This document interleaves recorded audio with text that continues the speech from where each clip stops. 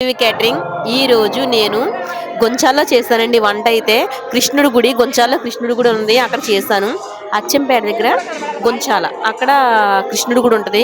రాధాకృష్ణుడి గుడి అక్కడ అన్నదానం చేశాను ప్రతి ఏటా నేనే చేస్తాను అగోండి చూడండి సామాలు అన్నదానానికి సామాలు మొత్తం అన్ని మీకు చూపిస్తాను సామాలు చూసారు కదా అంగోండి వాటర్ డ్రమ్ములు చూడండి ఎలా పెట్టేస్తున్నాను నేను ఫస్ట్ నైట్ వెళ్ళిపోతాను మరి అన్నదానం పెద్దది కదా నైట్ వెళ్ళిపోయి మొత్తం అన్ని చెక్ చేసుకుంటాను అంగోండి వాటర్ డ్రమ్ములు కడిగించేసిన గిన్నెలు కూడా అక్కడ పక్కన పెట్టించుకున్నాను మొత్తం ప్రాసెస్ అంతా మీకు చూపిస్తాను నేను చేసిన విధానం అంతాని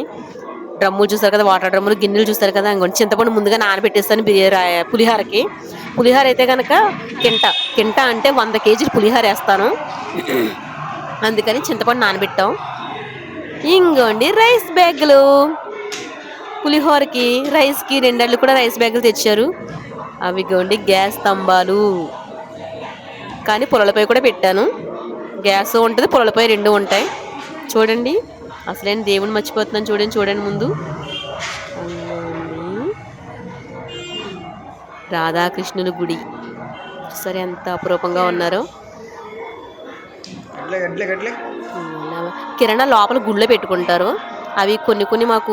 బయటికి పట్టుకొచ్చి చూపించారు అంగోని గేట్ తీశారు అంగోని చూస్తారా ఎంత బాగా ఎంత ముద్దుగా ఉన్నాడు కృష్ణుడు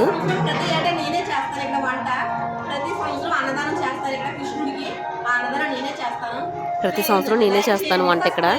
అగోండి పులిహార ఇప్పుడే స్టార్ట్ చేసాం మళ్ళీ లాస్ట్లో చూద్దరు 100 కేజీల పులిహార అని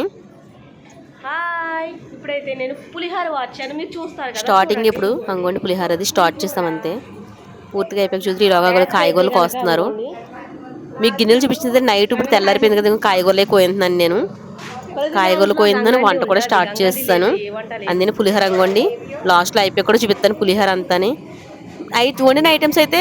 బంగాళదుంప కాబోల్సనగా వంకాయ టమాటా కర్రీ ఒకటి అంగోండి కాబోల్సనగా ఒకటే కర్రీ సాంబారు ప్రసాదం పులిహోర రైసు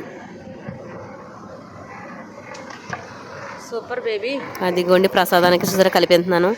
నిజంగా ప్రసాదం ఇప్పుడు ఎలా ఉంది చూసారా లాస్ట్లో చూపిస్తాను ప్రసాదం ఎలా ఉందో నిజంగా అన్నవరం ప్రసాదం ఎలా ఉంటుందో అలాగే ఉంటుంది ఫ్రెండ్స్ నిజంగా నేను చెప్పడమే కాదు మీకు చూపిస్తాను కూడా అగోండి నాకు ప్రసాదానికి చాలా పేరు ఉంది ఏ ఐటమ్ అయినా సరే నేను చాలా జాగ్రత్తగా చేస్తాను శ్రద్ధగా చేస్తాను ఎందుకంటే మళ్ళీ కేకలు కదా ఫ్రెండ్స్ నన్ను అందుకని చాలా శ్రద్ధగా చేస్తాను ఇదైతే సాంబార్ గిన్నె చూసారా వాళ్ళకి సలేసేసి ఎలా కూర్చున్నారో గిన్నె చుట్టూని మంట కాగుతున్నారు అదిగోండి కిరాణా సర్దాను బల్ల మీద ప్రసాదం ఇంకా అలా కలుపుతానే ఉండాలి ఎందుకంటే అడుగు పెట్టేద్ది అందుకని అలా కలిపిస్తానే ఉంటాను మా ఆంటీ వాళ్ళు బాగా పనిచేస్తారు కాయగూరలు కోయింటున్నాను ఇంకోండి పులిహోరకి వారుతున్నాను కదా రైస్ ఇంకోండి పులిహోర రైస్ అన్నీ కూడా జాగ్రత్తగా అన్నీ చూసుకుని వస్తున్నాను ఎందుకంటే ఏది మిస్టేక్ రాకూడదు కదా అందుకని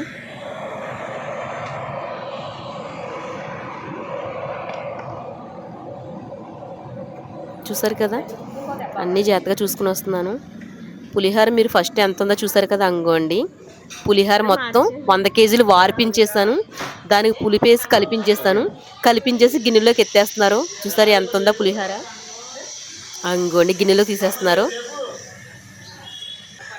ప్రసాదం చూస్తారా రండి చూడండి ప్రసాదం అది గోండి చూస్తారా ఎలా ఉందో